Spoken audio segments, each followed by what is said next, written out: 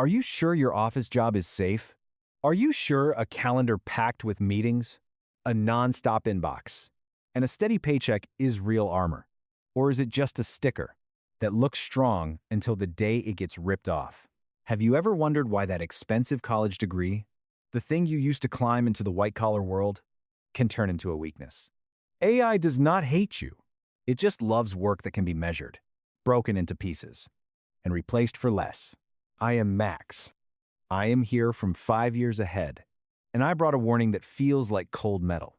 Some big forecasts say tens of millions of jobs could disappear, and a number people often mention is 83 million. In this video, I will show you which roles get erased first, why it targets office workers so fast, and most important, 3 steps to protect your income, not just to survive, but to grow it, while everyone else is panicking. Why? On the same day, someone wakes up to a bonus email, and you wake up to an email that says, "Thank you for your contribution. Why do you do everything right? School, work, overtime, and still feel the ground sliding under your feet. Is it because you are not good enough? Or because the game already changed its rules? Or maybe the thing replacing you is not AI. Maybe it is another person who knows how to use AI the right way.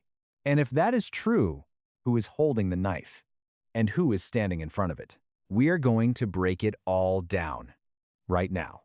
Welcome to Who's Next on the List. And now, keep walking with Survive AI.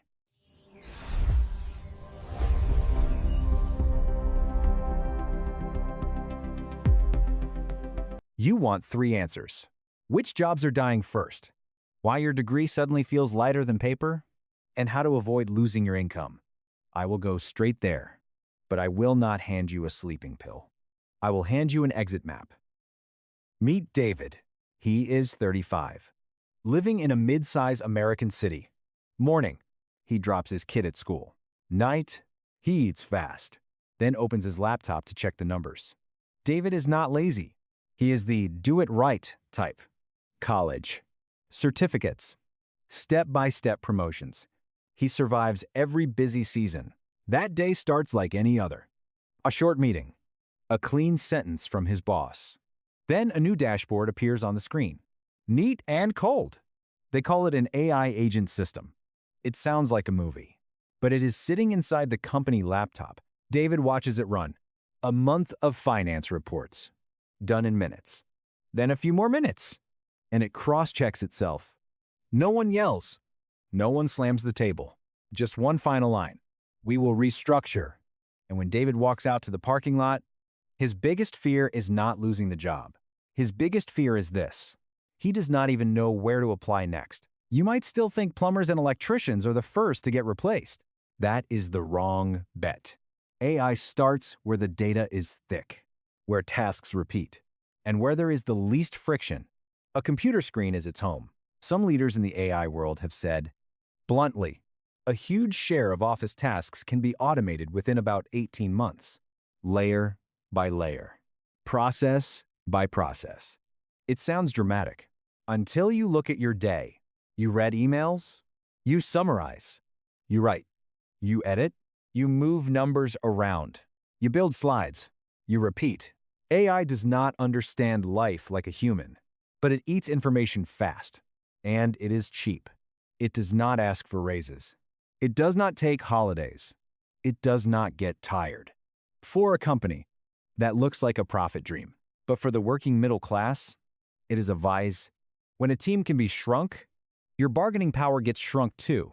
That is why your pay can feel frozen, even when your workload grows. Now for the part that hurts more. You get laid off, and you think you will update your resume, then apply to the next company.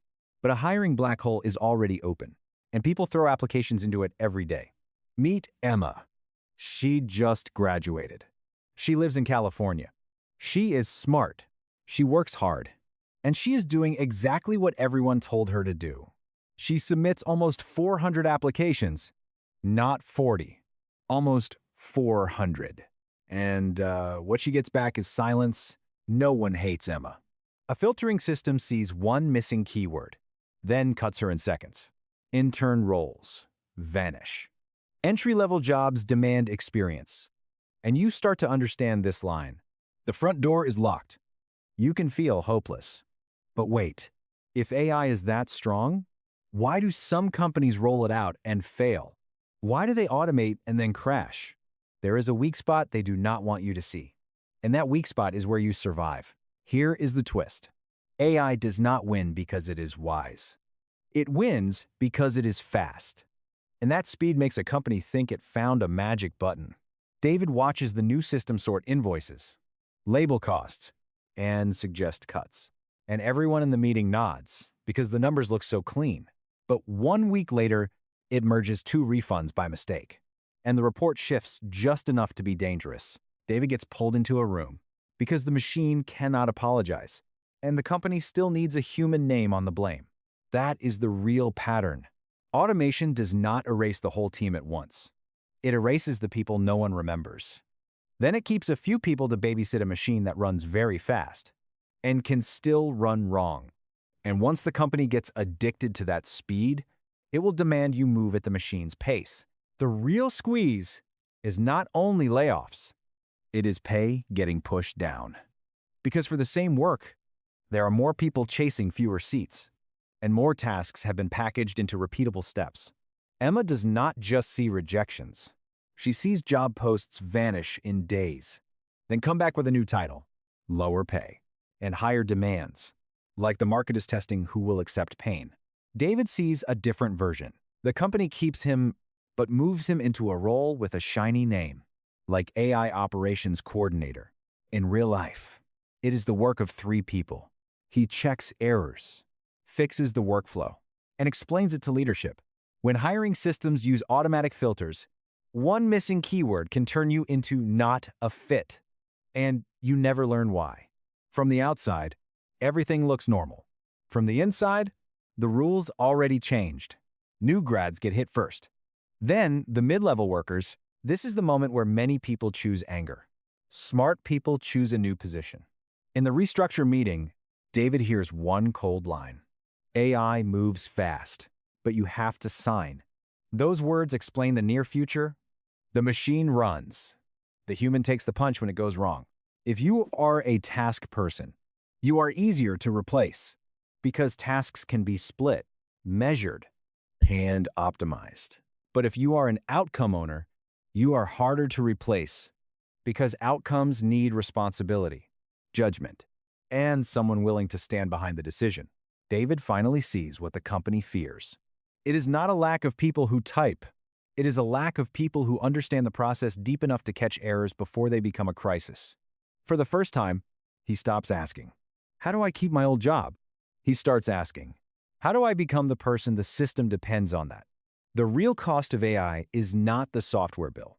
It is trust, because one big mistake can scare customers away, invite legal problems, and burn a brand, and then the saved salaries do not matter.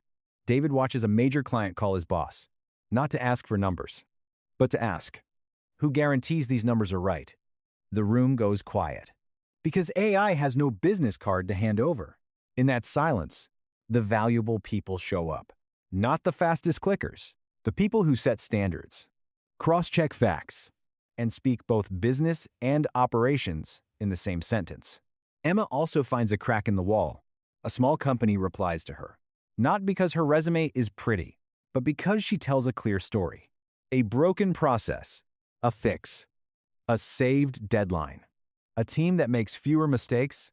If you are waiting for one magic skill, you will move too slow. What saves you is not a miracle. It is how you package your value where the business is bleeding. Here is the truth most people avoid. In the next few years, many jobs will not vanish like a light switch. They will shrink. Then the risk will get pushed onto you. You might still have a badge and a title, but your pay grows slow. Your pressure grows fast, and you get judged by the machine's speed, even though you are the one cleaning up the mess when it fails. David gets an internal email that says, "Use AI to raise productivity." The words sound nice. The message underneath is simple. If you cannot keep up, you will be replaced by someone who can. Emma learns the front door is narrower now, so she cannot just ask for a seat. She has to prove she can deliver outcomes, even without a fancy title. Next, I will give you 3 survival steps that actually work. Not to fight AI, but to stand in the one spot where AI must serve you, instead of swallowing you. Now we get practical. Because panic does not pay rent. If you only do work that anyone can do, you are standing in the exact spot AI loves most, right in the middle of the assembly line. David changes his strategy with one simple question. Which outcome in this team breaks if I am not here? He does not beg to keep his job. He asks to own the final cross-check. The place where one wrong number can trigger an emergency meeting, lose a client, and make a leader look foolish. When you attach your name to a specific outcome, you shift from replaceable labor to a person the system needs to be trusted. And in that moment, you also see what to learn next. Not for fun, for defense, and for leverage. But owning an outcome is not enough, because the hiring market cannot read your mind. It reads proof. Emma changes how she applies. She stops saying she is hardworking or skilled. She tells a story with a before and after. What was broken, what she changed, what the team gained. She gathers the small wins she used to ignore, the saved deadlines, the reduced errors, the smoother handoffs, and she turns them into evidence that feels like replay footage. You do not need fancy words. You need clear impact. Impact is what costs money.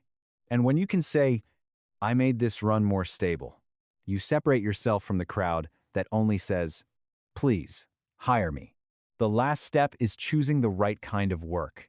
So you stand next to AI, not in front of the gun. The easiest work to swallow is work that can be chopped into pieces, done solo, and measured by repeats. The hardest work to replace is work that needs trust, coordination, context, and an understanding of the cost of being wrong.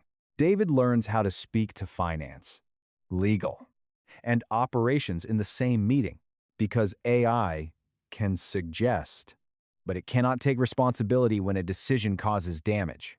Emma aims at small teams, where they need someone who can do the work, explain it, and connect people, because that is where even the fastest machine has to slow down and listen. When you control context, you are the driver.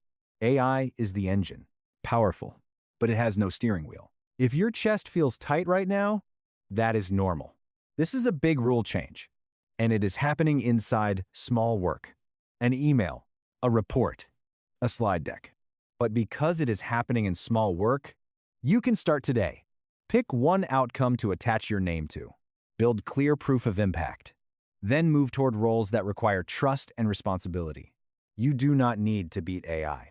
You just need to stop being its easiest target. And when you do that, you do not just protect your income. You can grow it, because the market always pays for people who reduce risk. The hardest part is not learning more. It is changing your position before the change happens to you. If you want to survive the next 5 years, do not wait for a company to do the right thing. Make yourself the person they fear losing. Subscribe to Survive AI, because this series is not here to calm you down. It is here to show you what to do when the rules shift. In the next episode, I will break down the office roles that look safest, but are getting hit by the hardest pay pressure, and how to renegotiate your value when AI makes skills feel cheaper. Just one reminder, I am Max, and I want you to walk through this era with a clear head, not luck. I will see you in the next video.